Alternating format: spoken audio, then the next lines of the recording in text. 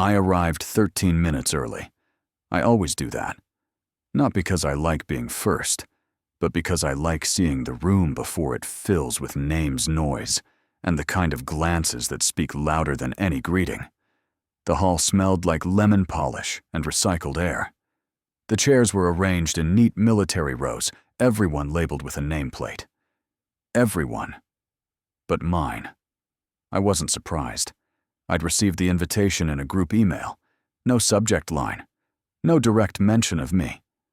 Just family of Lieutenant Koldon. Madeline Cole are welcome to attend the formal promotion ceremony. Uniform optional. Optional. That word sat funny in my throat. I wasn't wearing mine. Not because I couldn't. Because I wasn't sure it would fit the version of me they remembered. There were banners. A projector cycling through photos. Madeline at West Point. Madeline on deployment. Madeline at the Pentagon. She looked good. Clean lines. Focused eyes. She always knew how to hold still for the camera. I walked past the front section, reserved for immediate family. I scanned the rows Mom and Dad seated together, postures stiff with pride. 2 cousins, a retired general who served with our father, and a new addition, some civilian man in a suit. Probably her fiancé. No empty seats, no nods in my direction. I found a spot near the back, 3rd to last row left side, next to a teenage boy scrolling his phone, and a woman who looked like she hadn't blinked since 2009. No one looked at me. No one needed to. When your absence becomes tradition, your presence feels like an intrusion. There was no nameplate on my chair, no title, no mistake. I wasn't assigned a place because in their story, I don't exist. Or worse, I'm a footnote they'd rather redact. I sat down, kept my back straight, my hands in my lap. And for a moment, I felt exactly like I did 22 years ago when I walked off the West Point campus and didn't come back. Only this time, I didn't feel ashamed. This time, I wasn't the one who got lost. I was just waiting, quietly, for the part no one saw coming. They thought they knew who was in the room, but the man they erased is the one who built the map. I was 19 the first time I realized my mother didn't believe in me. Not that she ever said it out loud. Not exactly. But words don't have to shout when they're shaped like velvet and served over coffee. It was a Sunday morning. I'd just flown home for a 3-day leave fresh from basic, with the creases in my uniform still sharp and a shine on my boots that would have made any drill sergeant nod. She was making pancakes. I was sipping weak black coffee from the chipped, world's best mom mug she never used for herself. Then, mid-pour, she said, "Not everyone is meant to shine, sweetheart." And that's okay. Some people support the stars. I remember the way she smiled soft, like she was comforting me. Like I'd said something foolish, and she was helping me face reality before it got too cruel. She meant well. Or so I told myself for years. But the thing is, a gentle dismissal still cuts. That line carved itself into the walls of my brain like a mission tattoo. You're not the star. You're support. Even when you bleed. Even when you burn. It never left me. Every holiday I heard it again. When Madeline made the dean's list, there were champagne toasts and framed letters on the mantel. When I got reassigned to an intelligence training unit, a shrug, a short nod. "Sounds technical," Dad had said, already turning the page of his paper. They never called me a failure. They didn't have to. You learn to read between the silences, the missing chairs, the birthday calls that never come, the family newsletter that never mentions your name. I remember one Christmas. I'd flown in after 8 months, embedded overseas places I still can't name. They didn't meet me at the airport. No one even asked how the flight was. Dinner that night, Madeline got the head seat. She had just passed a promotion board. I stood by the sink with a paper plate. My service ribbons were still in a sealed pouch in my duffel bag, buried beneath gift wrap I'd bought for people who didn't ask me to come. That was the year I stopped bringing anything home. No medals, no stories, no explanations. I told myself I didn't need their validation. That real work, the kind that saves lives in the dark, doesn't come with applause. And for a long time that lie held. Until now. Until this ceremony. Until I saw a teenage intern slide nameplates onto every chair, except mine. That was when it hit me. They hadn't forgotten. They had never seen me to begin with. I was categorized, filed away. Support personnel, invisible inventory. My mother once said we all serve in different ways. But what she meant was, you serve the ones who matter. And somewhere along the way they decided I didn't. That's what makes what's coming next so satisfying. Because ghosts don't scream, they haunt. And I am very much alive. From the third to last row, the ceremony looked almost cinematic.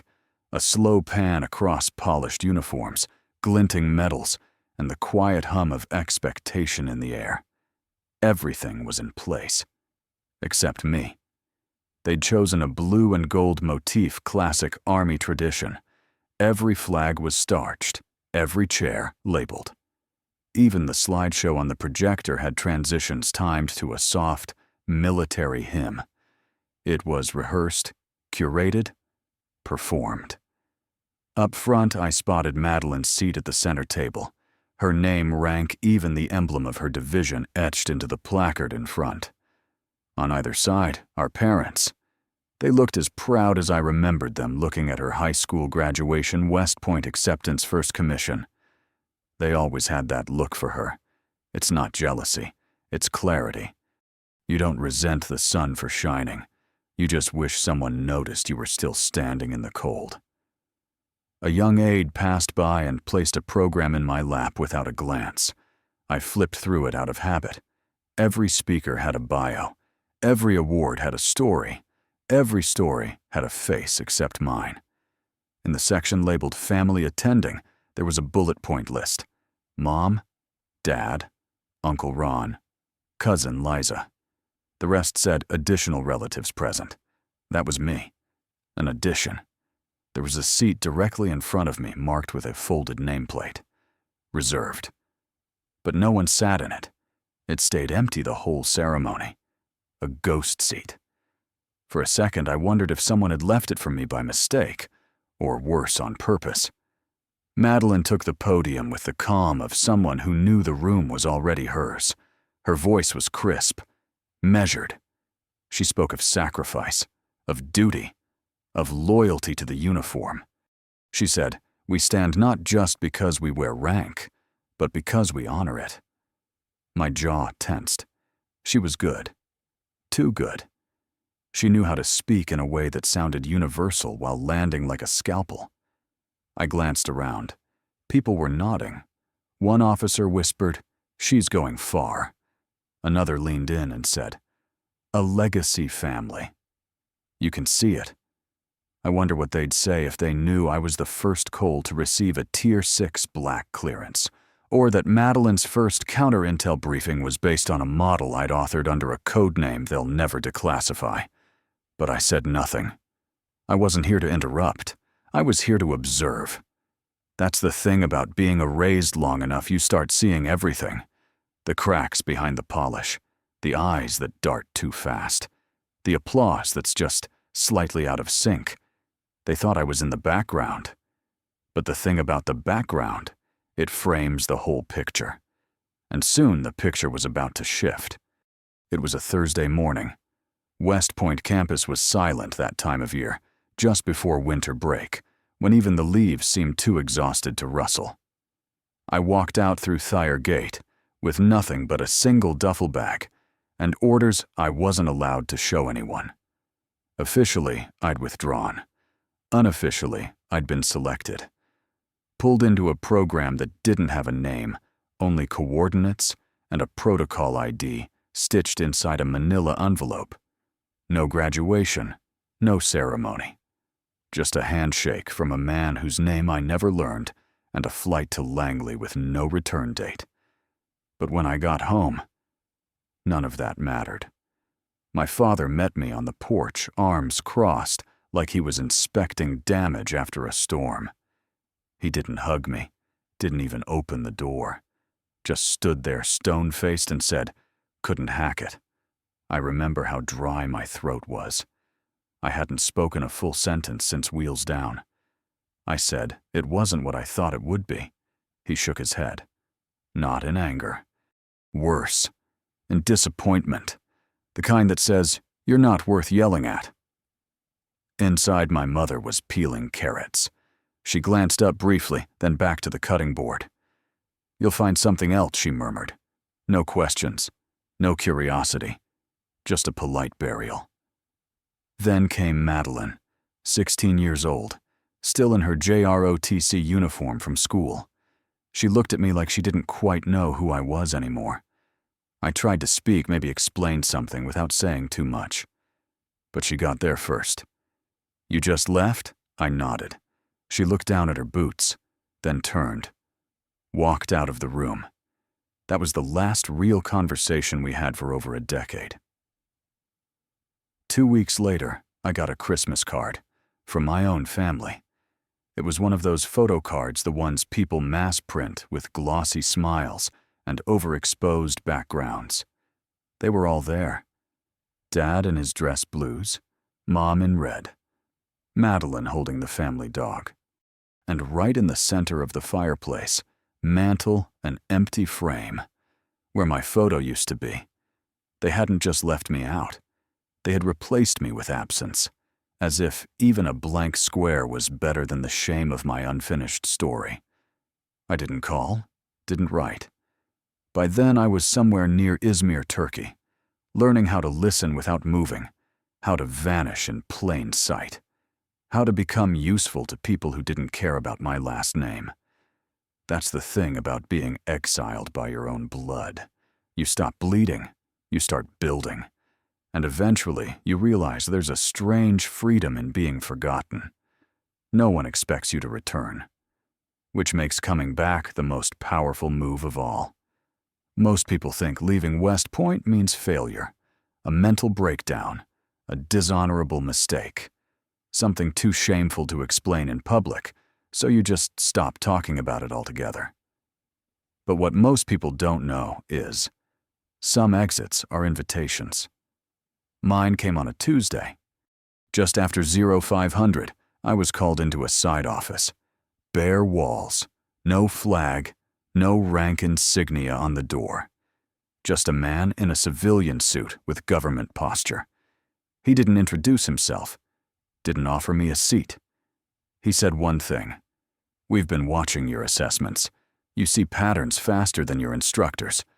Then, if you agree to what comes next, you'll no longer be enrolled here. You'll no longer be on paper. You'll be needed elsewhere." Quietly. At 19, I didn't fully understand what he meant, but something in me knew to say yes. 3 days later, I was flown to a secure compound in Nevada, buried so deep in desert rock, it didn't appear on any map I could pull from memory.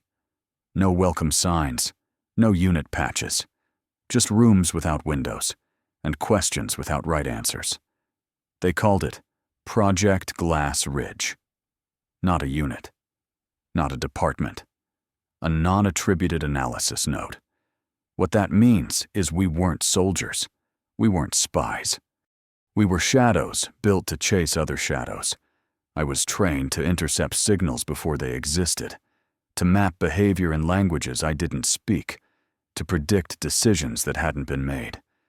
It was the kind of work that never earned you a salute, but sometimes stopped a war before it began. We didn't wear uniforms. We didn't carry sidearms. But we held clearance levels that could open vaults most generals weren't allowed to enter. I spent 3 years in that desert. 4, if you count the months. I don't remember sleeping. And when I was finally deployed first to the Balkans, then Northern Africa, I didn't go as a soldier. I went as a void, untraceable, untagged, invisible. My job wasn't to be known. It was to make others unknown, to dismantle networks from the inside without ever leaving a signature. No medals, no records, no ceremony, no glory. And I was fine with that, until I saw what silence costs. Because back home, silence doesn't signal valor. It signals guilt, or worse, irrelevance. My family thought I'd flunked out, thought I couldn't handle the pressure, thought I was folding napkins at a federal archive, and I let them believe that. Because the minute you start explaining the truth, you either sound crazy or dangerous. Sometimes both. So I sent birthday cards, typed short emails, signed them. Hope you're well, E. Never added a return address, never said where I was, because I couldn't, and because a small part of me believed that one day they'd ask. They never did. But that was then, and now I was back in the room, still uninvited, still unlabeled, but no longer apologizing for it.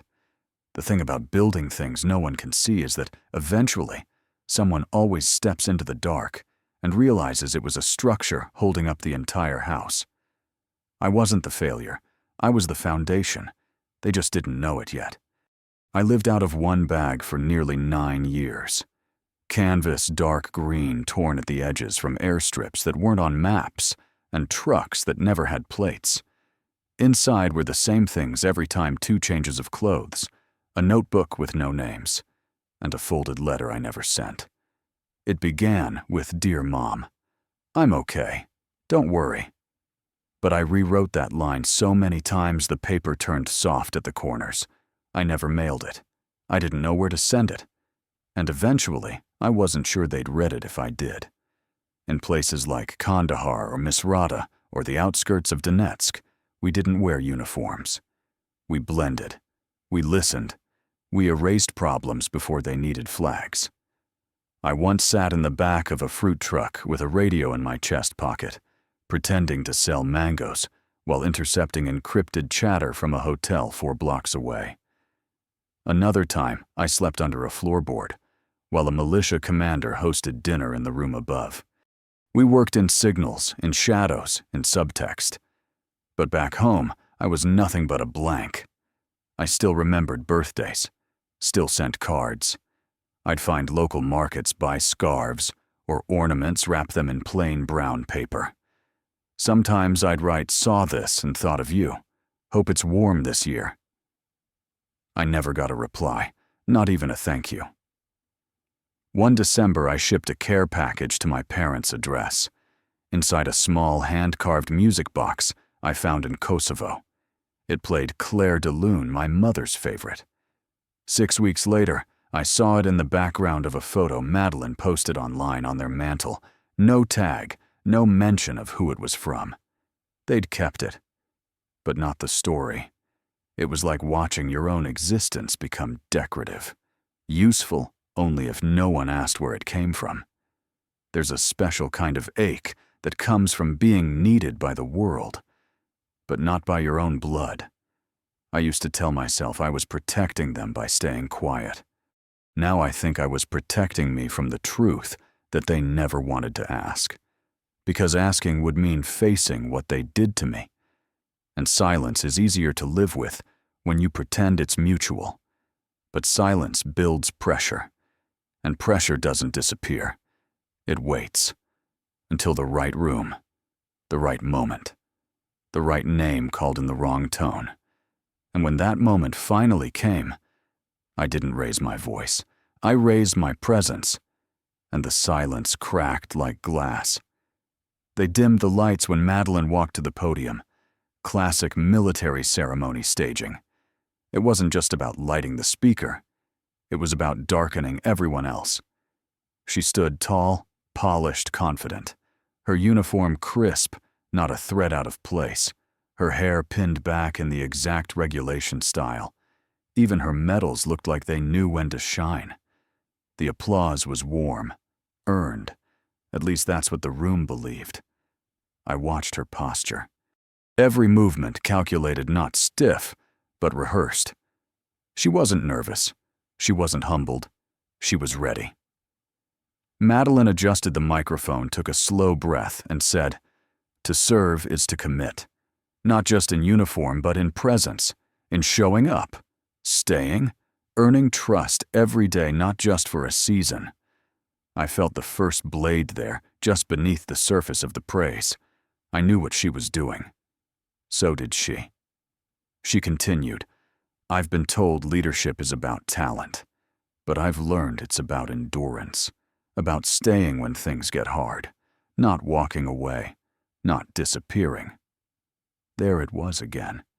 Not walking away. She didn't look at me, not directly, but her voice tilted in my direction with every carefully phrased sentence. Some people talk about duty, others live it. And those of us here today, we stayed.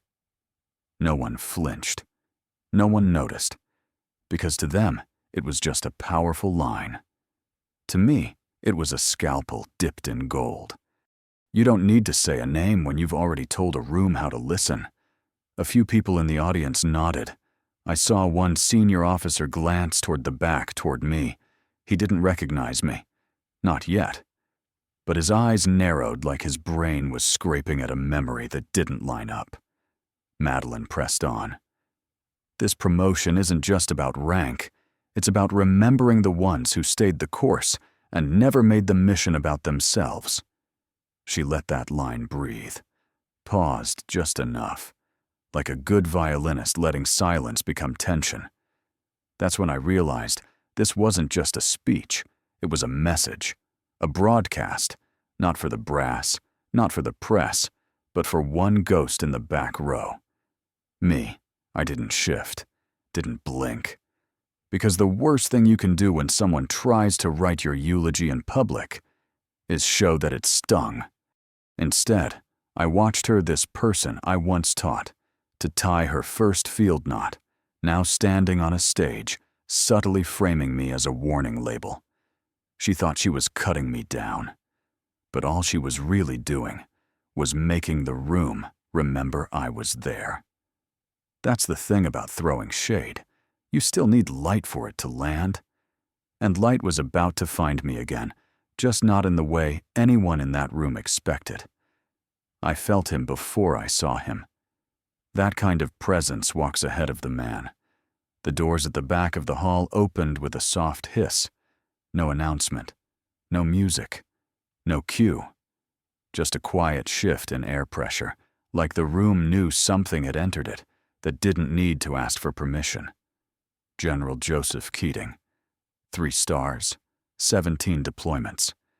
Rumored to have written half of what we now call modern asymmetric protocol. To most people in this hall, he was a distant legend.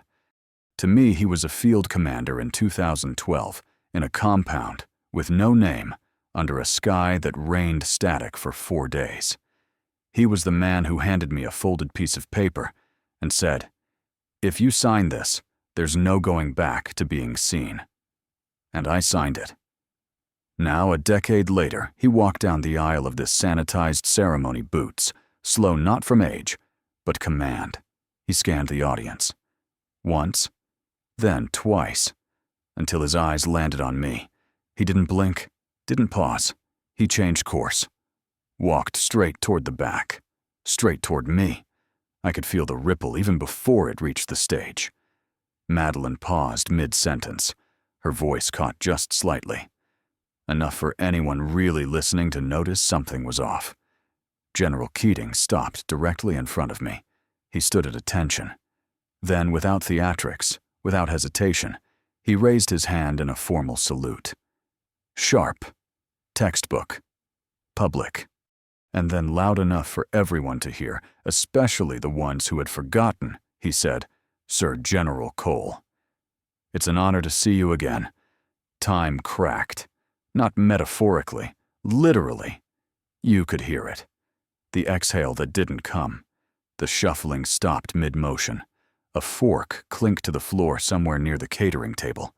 In that frozen breath, the weight of assumption collapsed. Everything they thought they knew about me about this day, about who belonged at the front of the story slid sideways. I stood up. Not in anger, not in pride, but in precision. Returned the salute quietly. Thank you, General. Nothing more. I didn't look toward the stage. I didn't need to. I could already feel Madeline's posture shift, her script unraveling in her palm. General Keating gave a small nod, stepped back and moved to his assigned seat. No further comment. But he didn't have to say anything else. Because in this world, our world, a salute like that doesn't just recognize rank. It confirms history. And now the entire room knew I wasn't someone who dropped out. I was someone who had been trusted with silence. And in that silence, I'd done something none of them had the clearance to imagine. Let them whisper. Let them guess. Because from now on, whatever they said behind my back, they'd do it knowing what title I actually carried. And this time, they wouldn't dare call me a ghost. I could hear the air shift before I even rose from my seat. The kind of stillness that only follows something undeniable. Not loud, not chaotic. Worse. Clean. General Keating returned to his seat like nothing extraordinary had happened. But the silence he left behind stayed. Thick. Pressurized. Every eye in the room tried to do two things at once. Pretend they hadn't seen what they saw, and figure out who the hell I really was. I stood slowly. No rush. My knees didn't shake. Not because I felt proud, but because after years of disappearing, you forget what fear of being seen ever felt like. There were no claps, no polite nods, just the quiet panic of 100 people realizing they'd overlooked the wrong man. I turned, faced forward. Didn't say a word. My eyes swept the front row past Madeline's stiff shoulders, past the blank expression on my father's face, past my mother's hand, slowly tightening around her clutch. Madeline was still frozen at the podium notes, in hand, lips slightly parted like she might try to recover. But how do you recover from a revelation you didn't see coming? She glanced at me, just once, then looked down, pretending to find her place again. But I saw it, the crack in her armor. Not humiliation, not yet. Recognition, not of my rank, of my presence. The same presence they'd all tried to bury under titles and omissions and family stories with missing pages.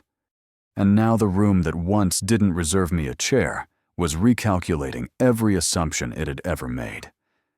I stayed standing just long enough for the weight to settle, long enough for the whispers to start forming, but not spoken. I sat down without adjusting my coat, without clearing my throat, without giving them the satisfaction of reaction.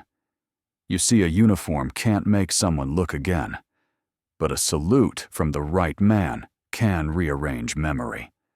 And what they all just witnessed was the truth entering a room it had been locked out of for 20 years.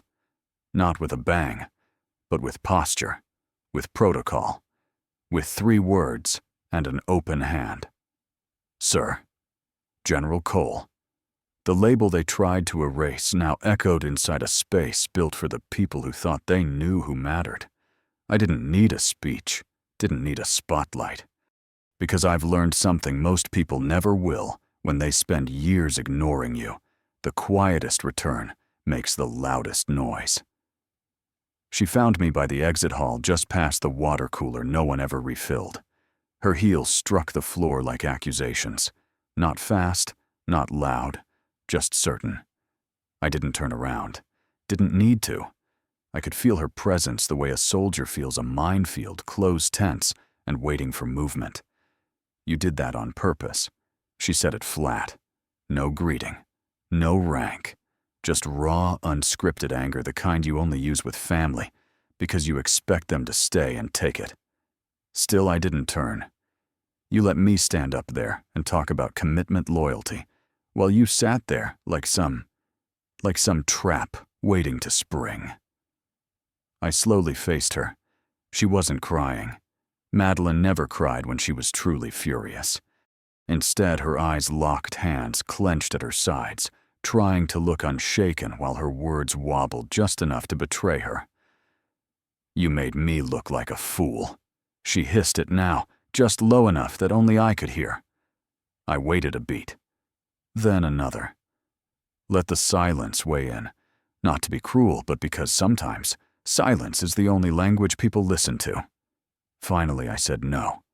"I didn't make you look like anything." She flinched, just slightly.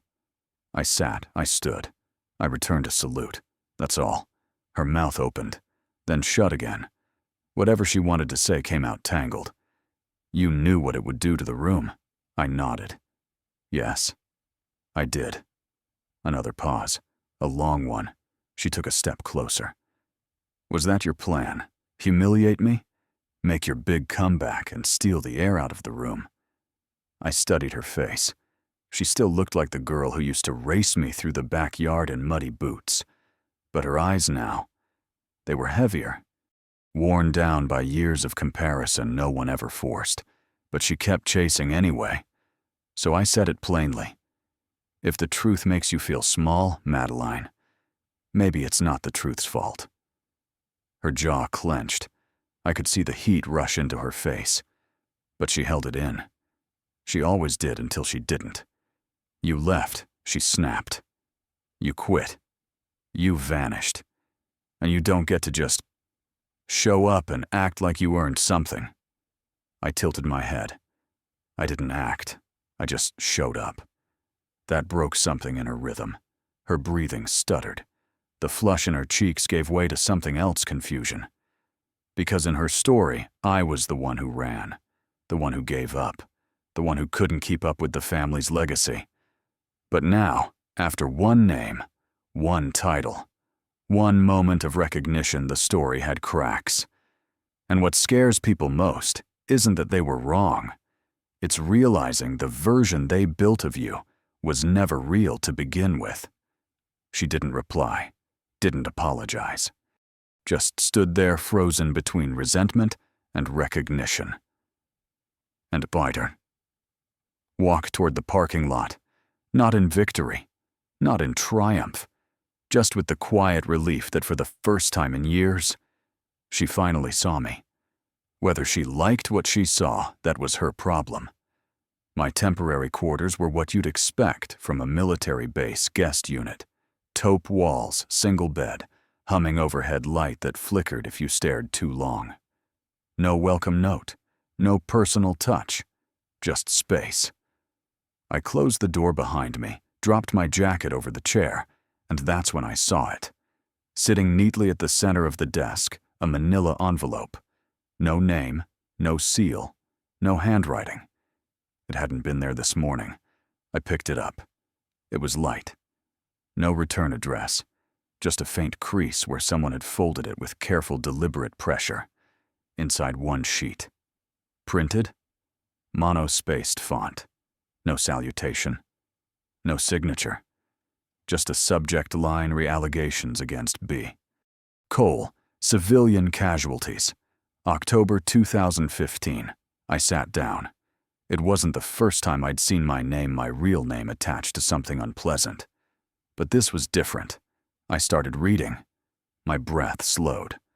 The report outlined a covert mission in northern Syria, codenamed Indigo Shelf, a real op deeply classified. The kind of file buried so far down, you'd need 4 levels of clearance just to confirm its name. According to the document, my actions during the operation had resulted in the deaths of 6 civilians, 3 of them children. My pulse didn't spike, but something colder than adrenaline settled in my spine, because I remembered that mission, every damn second of it. And I knew for a fact we'd cleared that compound 3 times before striking. We had drone confirmation, thermal scans, ground sensors. It was empty. This report, it wasn't just wrong, it was plagiarized. The wording, I recognized it, almost line for line. Pulled from an after-action report I had personally reviewed in a bunker in Stuttgart, filed under lock with a 3-person clearance trail. Me, a tech analyst named Fowler, and a junior systems officer who had peripheral access because of a broken clearance gate. Her name was Madeline Cole. I let the page rest on the desk. My fingers didn't shake. I'd been trained for worse. But my mind, it started rearranging things. Why now? Why here? Why anonymously? There was no watermark, no tracking code. But the layout matched a brief I'd once submitted through a secure server, one Madeline had tested for an interdivision patch 2 years ago. At the time, I didn't think much of it. She'd borrowed my system terminal, said she needed to troubleshoot some network latency before a drill. We were civil then. Not close, but still in orbit. Now, it looked different. Not definitive, but suspicious. Like a spark tossed near dry leaves. I leaned back, exhaled. Someone had pulled a paragraph out of the shadows, weaponized it, and left it in my room like a warning, or a test. It didn't matter if it was admissible. The mere presence of this page could ruin someone, and the person who left it knew that. They weren't trying to destroy me all at once. They were provoking something, trying to flush me into the open. Well, congratulations. I was open now, but I wasn't unarmed. I read the document again. Slower this time. Not to understand the accusation, but to study the fingerprints. In intelligence work, we're trained to read beyond content. You learn to hear a voice behind the words. Cadence. Choice of phrasing. The rhythm of thought hiding inside formal language. And this one, it wasn't anonymous. Not to me. I'd seen this syntax before. Not just the operation details, those were buried deep, but the way it was written. Like someone trying to sound clinical, but still letting personal bias drip through the cracks.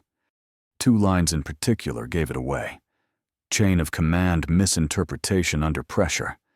Failure to ensure secondary civilian sweep despite intelligence flags. Those phrases weren't from the debrief. They were from my summary. Word for word from a classified post-action memo I submitted and locked under encrypted protocol. Only 3 people ever read that file. Myself, an analyst named Fowler, who died in a roadside IED 6 months later, and the junior officer tasked with performing a post-mission tech scrub because our division AI flagged latency errors during upload. Madeline? She wasn't supposed to see the memo itself, just the logs. But back then I trusted her. Back then I still thought family lines meant something. She was the golden child of our unit. Eager, exact. She'd ask questions beyond her pay grade, not out of arrogance, but ambition. I remember handing her the drive myself. Only metadata, I said. She nodded, didn't push, or so I thought. Now I was holding proof that someone had taken my words, wrapped them in accusation, and delivered them back to me, like a snake curled in its own shed skin. It didn't matter that it wasn't an official report. It didn't need to be. The right person reading this would ask the wrong questions, and once that door opened, there's no unknocking. I sat in the silence of that dim room envelope still open on the desk. The sound of base traffic outside blurred into nothing. There was no one to call, no command structure to lean on. This wasn't about protocol anymore. This was personal and designed to look like it wasn't. A ghost attack, a false echo of my own voice. But if Madeline was behind this, she wasn't trying to take me down completely. No, this was a probe, a message. I can reach you now. She hadn't counted on me remembering the exact language I once wrote.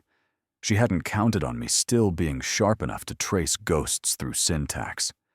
But she should have, because I didn't survive the field by forgetting.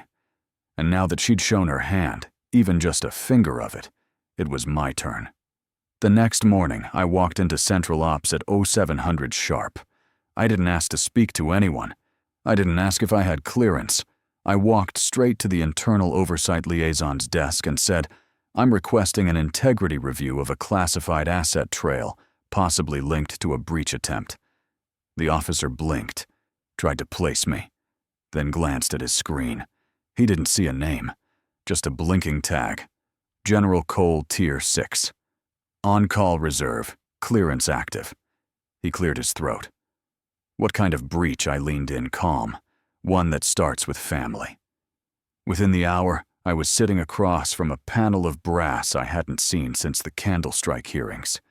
Men and women who made decisions behind double-locked doors and signed documents with gloves on.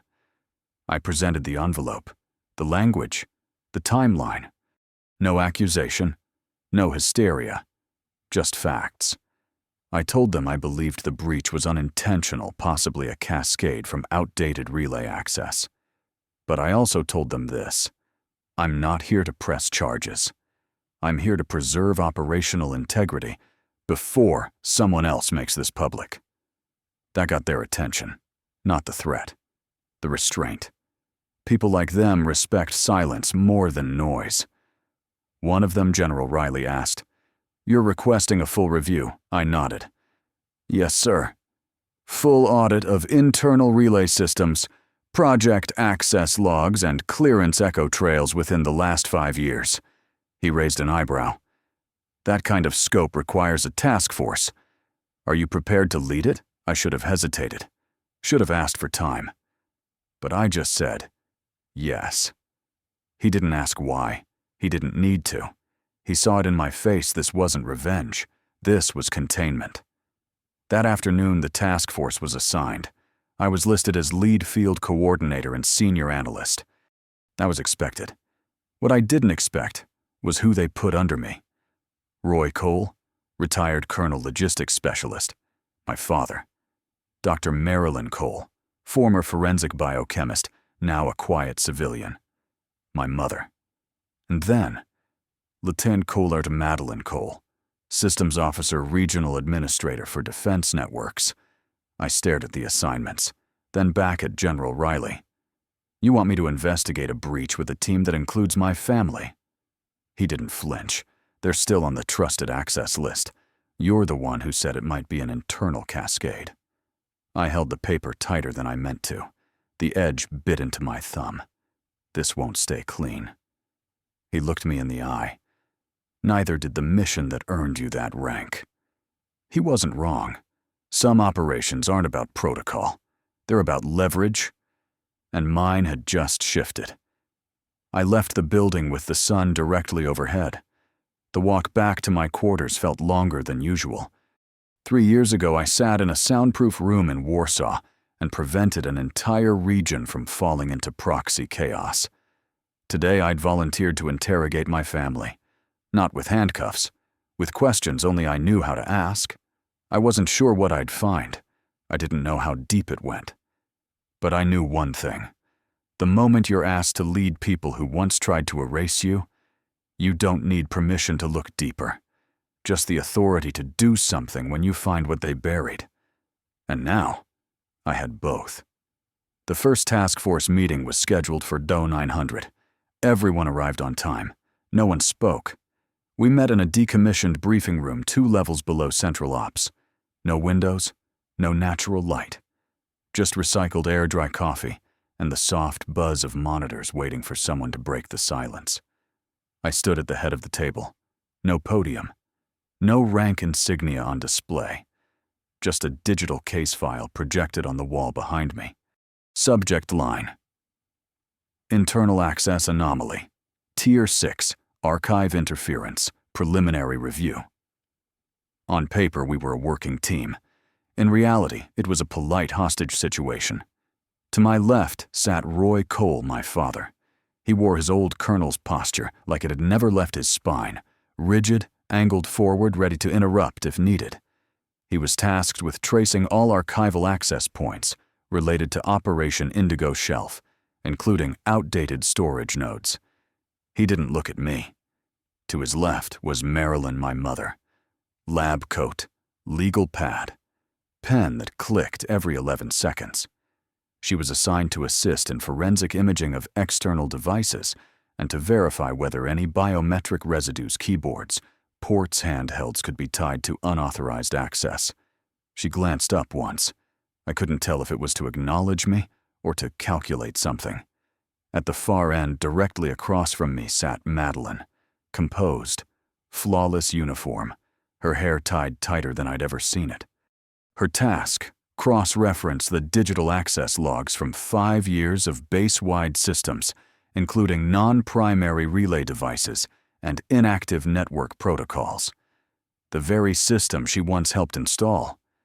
The same one someone had used to copy my words and bury a dagger inside them. We didn't exchange a word, not a nod, not even the usual cold hello military etiquette demands. And maybe that was fitting. Because this wasn't a family reunion.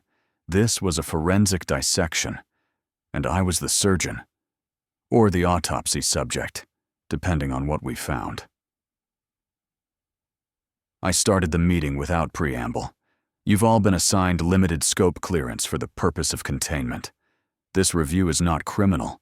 It is structural.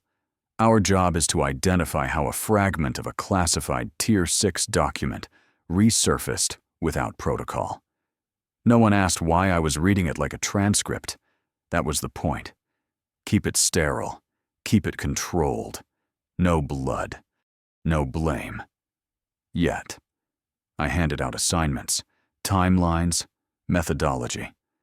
My father asked a single question about legacy data logs. I answered without looking at him. My mother nodded once when I mentioned the biometrics. She started writing immediately, fast-angled, almost mechanical. Madeline, she didn't move, didn't flinch. When I called on her to confirm access to the old backup relay system, she simply replied, "It'll be done." 3 words. Like a contract. No inflection. The meeting lasted 34 minutes. No coffee breaks. No pleasantries. As they filed out, I stayed behind, alone in the flickering half-light of the projection screen, watching the case file header fade into a screensaver. For the first time in my life, I was leading my entire family. Not around a dinner table, not on a vacation, but in an investigation that might reveal one of them had started a fire, hoping I'd burn quietly. And I would have if they hadn't handed me the match back. It was nearly midnight when the logs blinked. Not a warning, not a breach alert, just a faint flicker, an inconsistency in a data handshake that shouldn't have existed. I'd been combing through an archive node buried deep in the 2017 backup tree. It was supposed to be cold storage, inactive, untouched. But one packet, one file buried inside a logistics folder labeled Quarterly Fuel Dispersion pinged differently. Its hash signature didn't match the rest. Too new. Too sharp. I ran a sandbox trace. What I found wasn't fuel data. It was a dormant Trojan coiled inside a shell file. It hadn't activated. But it had been built to. It was elegant in the way only field-grade malware can be quiet. Modular time delayed. Designed not to cause chaos, but to quietly reroute information. Not to break in. To listen. I decrypted the original injection point. Timestamp May 3rd, 2017. Location forward operating server Mosul region. That narrowed the field instantly. And it made my stomach turn. Because in 2017, I wasn't in logistics. I wasn't anywhere near that node. But Derek Harrow was. Derek Harrow. Strategist. Former colleague. And the closest thing I ever had to a rival. We served on a joint task force during a multinational operation that year. His specialty was aggression-masking running ops that looked diplomatic, but were built to draw fire. Mine was containment avoid, blood-hold the perimeter preserve intel lines. We clashed. More than once.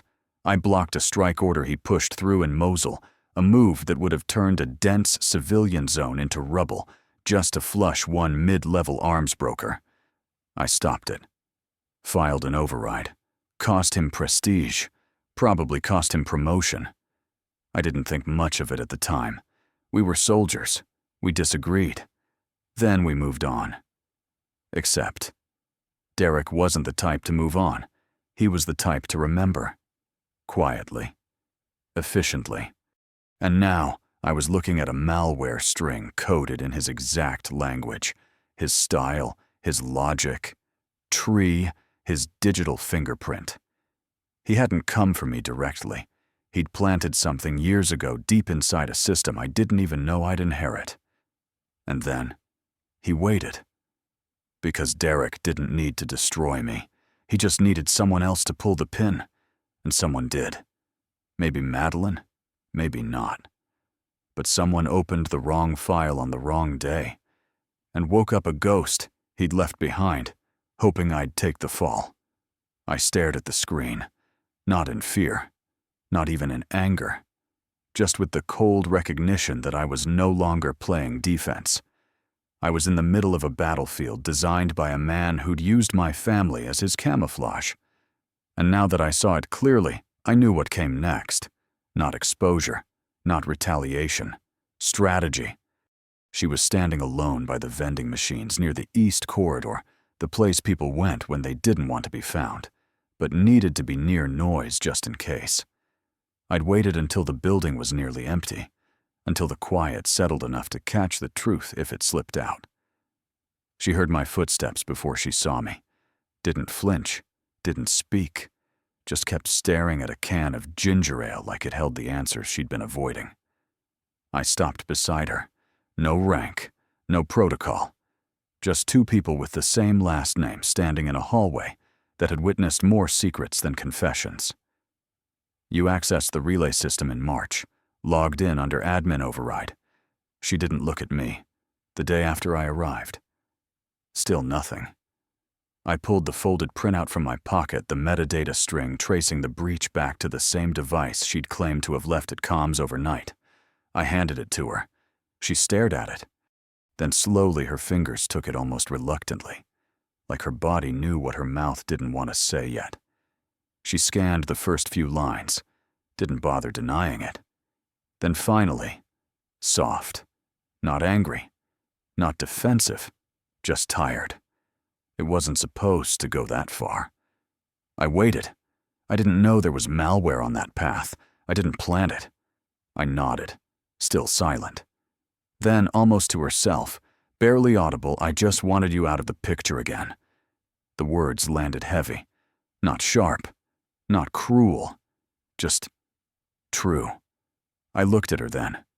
Really looked. Not the officer. Not the opponent. Just the kid I used to build pillow forts with, while Dad shouted in the next room. Why I asked, her voice cracked. Because you left.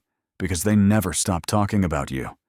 She turned to face me, eyes rimmed red but dry, fighting to hold something in. Even when I did everything right, West Point Commission's deployments, they still compared everything to you. Even your silence was louder than my success. I let the moment breathe. She wasn't weaponizing guilt. She was confessing pain. You don't get to vanish, then show up in a room like that, and still be more important than me. I didn't respond right away, because part of me wanted to scream, to say I didn't vanish. I was taken, pulled into something you were never meant to see. But that wouldn't help her, and it wouldn't fix me. So instead, I said quietly, if your worth disappears the moment I walk into a room, then maybe it wasn't yours yet. Her face twitched, not from anger, from recognition. I stepped back. We were both shaped by the same silence. You just needed it to love you. I just needed to survive it. She looked down, then folded the paper slowly, carefully, and held it in both hands. She didn't ask for forgiveness. I didn't offer any. Some things don't get resolved. They just get spoken. And once they're out, they don't go back in the box.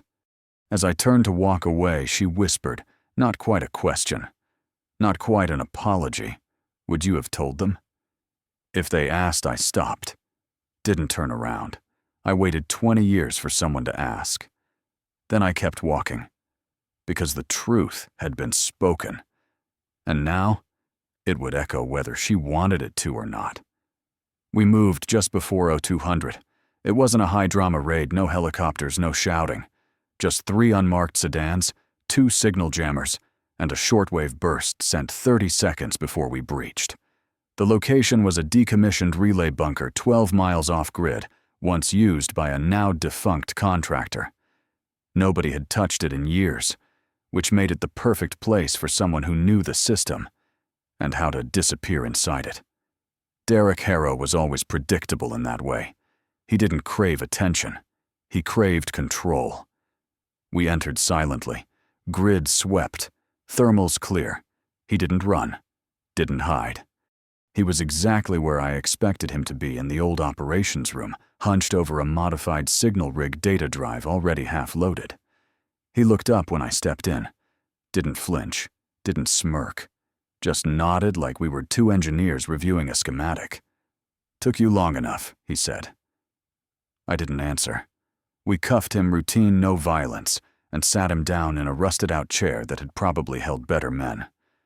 No need to press. He started talking on his own. "I didn't want to blow up your life, Elias. I just wanted you off the board."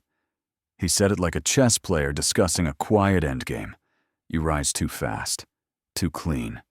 It made people nervous. It made people stop questioning you." I stayed silent. He leaned forward slightly. "So I planted something. Not a bomb. Not a scandal. Just noise. A data string with your name and enough fog to make someone ask questions." He looked proud. Not cruel. Proud like a craftsman pointing out the elegance of a hidden flaw. And then your sister walked into the perfect gap. You didn't give her the weapon, she just picked it up. I looked him in the eye. "You didn't just manipulate her. You used my family's silence like a staging ground." He shrugged. "I didn't break your family, Elias. They were already cracked. I just found the fault lines. That landed harder than I expected. Not because it was cruel, because it was true." I remembered the birthday card sent with no reply, the framed photos with my face missing, the seat that stayed empty at every holiday table. He didn't invent the erasure. He just saw it and capitalized on it. You could have challenged me, taken it to command, competed fair. He smiled, small, tired. "I don't compete with ghosts. I eliminate them." The words sat there for a while. I didn't argue, didn't threaten. I stood. "You're done." He looked up. "You really think this clears you?" I stepped closer. "No, it confirms something better. That I wasn't paranoid. That someone was watching me all these years." He scoffed. "Congratulations. You're still standing." I walked toward the door. "No, Derek, I'm still relevant." And that was the one thing he could never stand. I didn't feel angry. Not when Derek was led away in cuffs. Not when the base confirmed the malware trail. Not even when I read the full chain of events, how a silent breach seeded years ago had nearly erased my name from every clearance system that still mattered. I wasn't angry. I was clear. Because anger assumes surprise, assumes betrayal feels sudden. But this had been building like a slow leak behind drywall, invisible until one day it floods everything you thought was solid.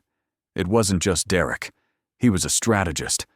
Yes, but he didn't put the cracks in the wall. He just found them. The real fracture. That started long before Syria. Long before Project Glass Ridge. Long before I ever left West Point. It started the day my family decided silence was easier than understanding. I always thought they just forgot. Too busy. Too distracted. Too hurt by my absence to know how to ask about it. But now I saw it clearer than I wanted to. They didn't forget. They chose not to look. Because it was simpler to believe I'd failed than to admit they'd never asked me why I left. It's not a clean kind of pain. It's not the kind you can point to and say, That's where it hurt. It's more like background noise, a low-frequency hum that wears you down over time until you stop noticing that you're constantly bracing. I wasn't erased by an enemy. I was cropped gently, deliberately to make the picture more pleasing. I wasn't the son they told stories about. Wasn't the sibling who made them proud. I was the one who complicated the narrative. The brother who left. The officer without a uniform. The name they said with a sigh instead of a sentence. But now, after everything, after the document, the breach, the arrest, the confrontation, I finally saw the truth. I hadn't lost. I hadn't failed. I hadn't been defeated. I'd just been pushed outside the frame, out of sight, out of context, out of the version of the story they wanted to believe. But here's the thing about frames. They don't destroy the subject.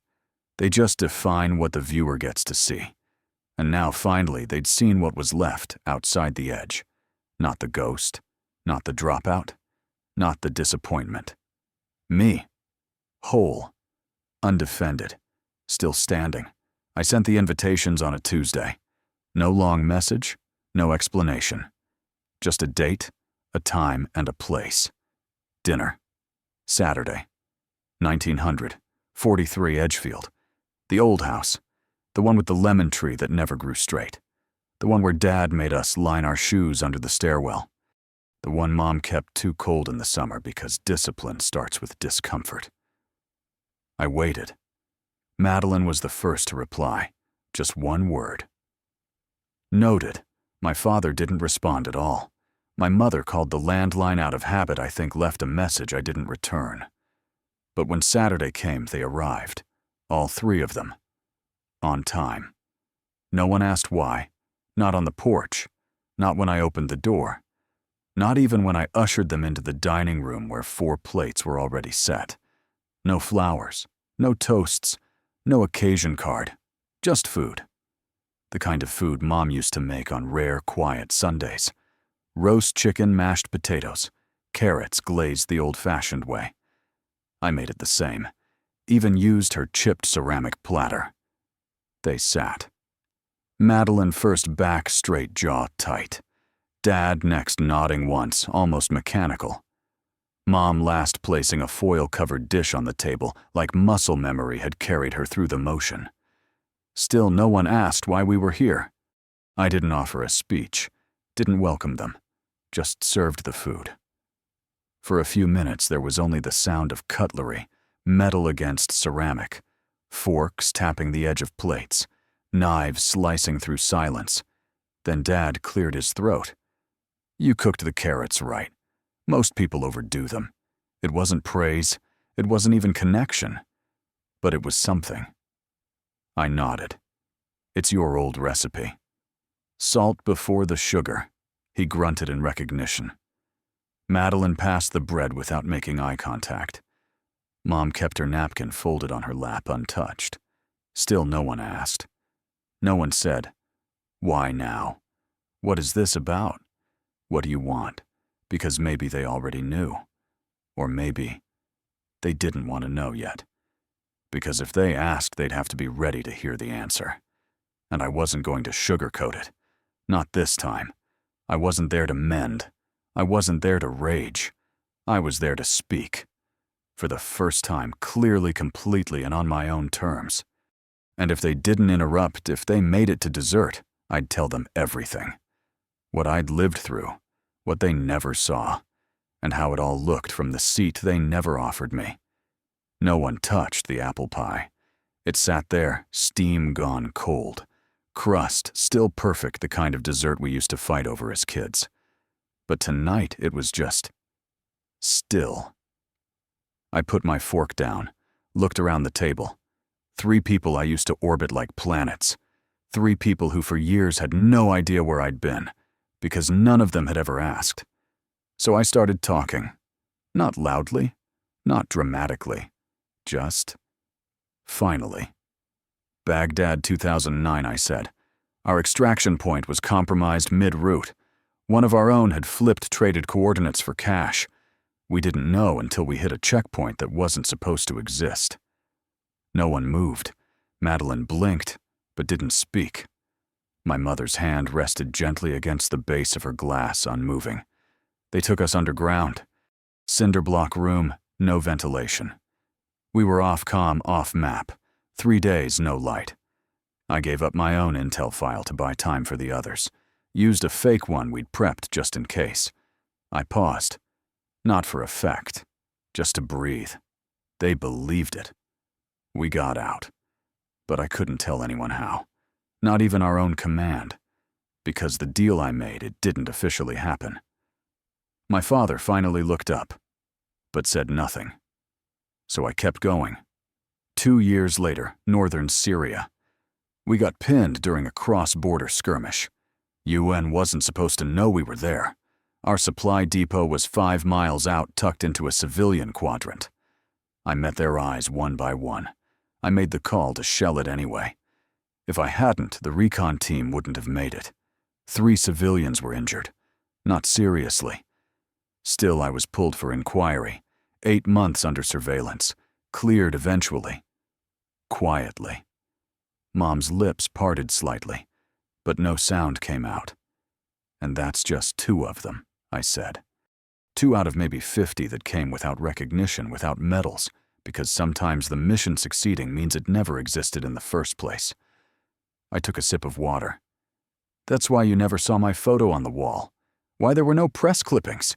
Why I didn't show up to award ceremonies or family day or pinning events. The room was silent, but not in that cold, closed way anymore. It felt raw, like something had been ripped open and nobody knew what to do with what spilled out. I leaned back. I didn't tell you because I wasn't allowed to. And even if I had, I don't think you would have believed me. Back then you saw me as the dropout, the mistake, the one who couldn't finish West Point. Madeline stared at her empty plate. Her shoulders were rigid. I couldn't tell if it was guilt or just trying to hold herself together. I wasn't absent, I said quietly. I was erased. One classified assignment at a time, until even I didn't know who I was outside the uniform. Dad's voice finally cut through. Why now? Not accusatory. Just tired. I looked at him. Because I'm done carrying it alone. Then I reached under the table, pulled out the manila folder, the same one that had arrived in my room weeks ago, the one with the printed email, the false accusation. I slid it across to Madeline. You don't have to explain. You already did. She didn't open it, just stared at it. But she didn't push it away either. And that maybe was a start.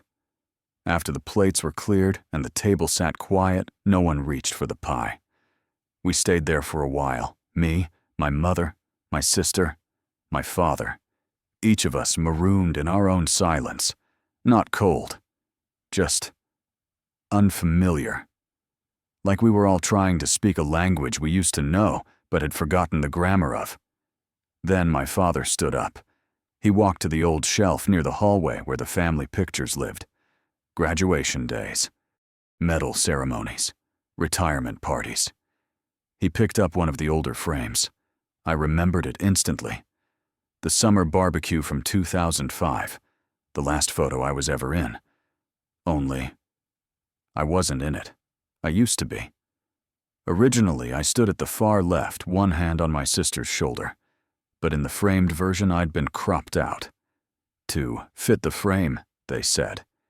He stared at it now, holding it in both hands. For a long time, no one said a word. Then quietly, so quietly, I almost didn't catch it. He muttered, "This one's missing someone." He turned, met my eyes. "We should take a new one. Not let's talk about this again. Not, I'm sorry. Just that. A suggestion, a space, an invitation." I didn't smile. Didn't rush to fill the air with relief or approval. I just nodded once, and that was enough. We gathered on the porch, same flag flapping above the steps, same rusted wind chime clinking like it always had. This time, I stood in the center, between them, where I belonged. The camera blinked, then clicked. And just like that, for the first time in years, I was in the frame again.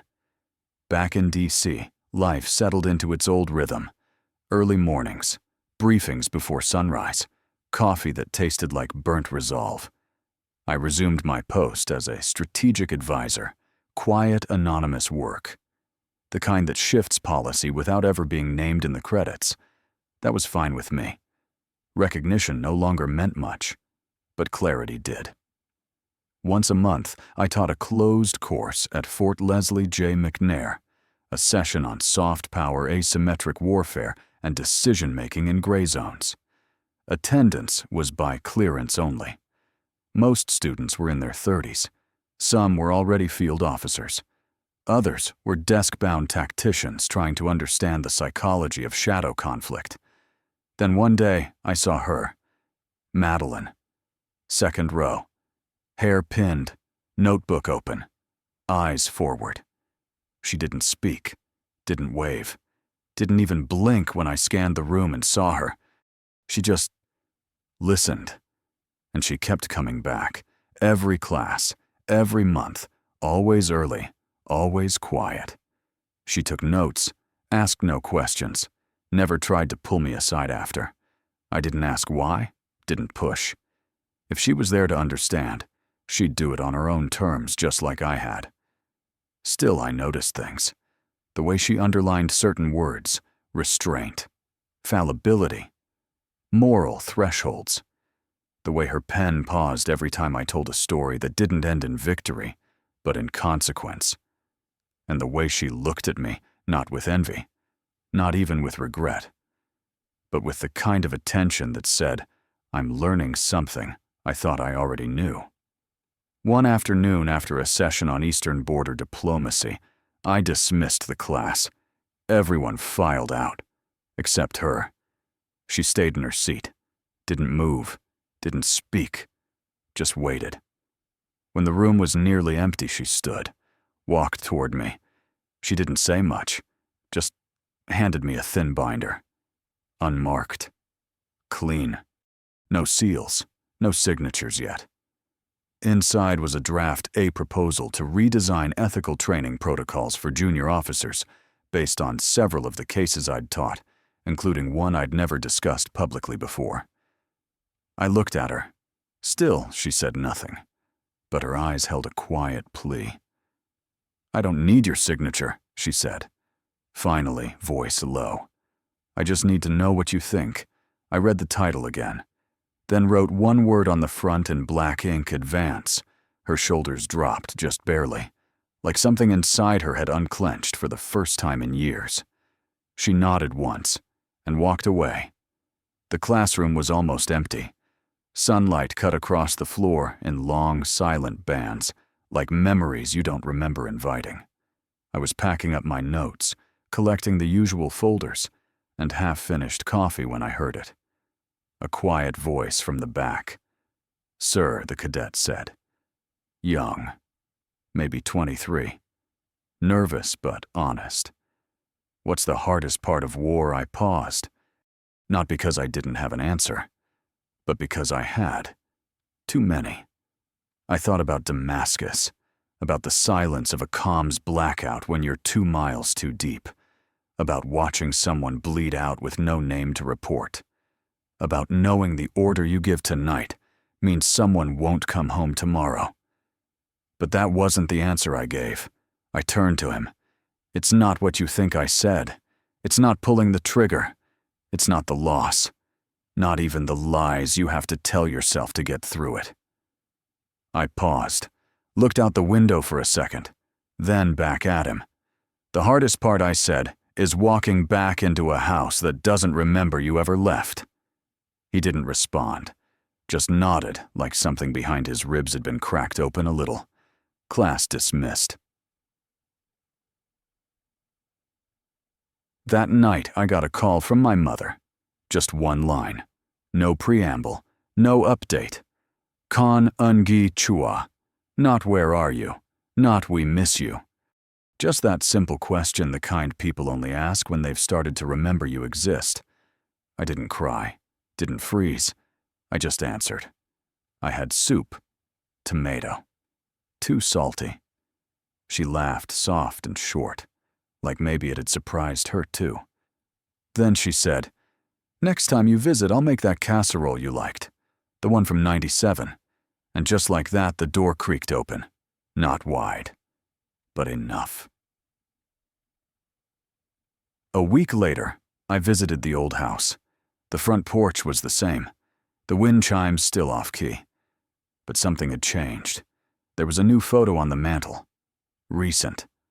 All of us. I was in it. Center frame. No crop. No shadows. Just me standing where I always should have been. Not as a soldier. Not as a symbol. Not even as a general. Just as Elias. Their son. Their brother. The one who came back not for recognition but to prove that you can survive without becoming a ghost. And that maybe if you're lucky someone will remember to leave the door unlocked. The last class of the quarter ended the way they usually did. Notebooks closed. Chairs scraped back.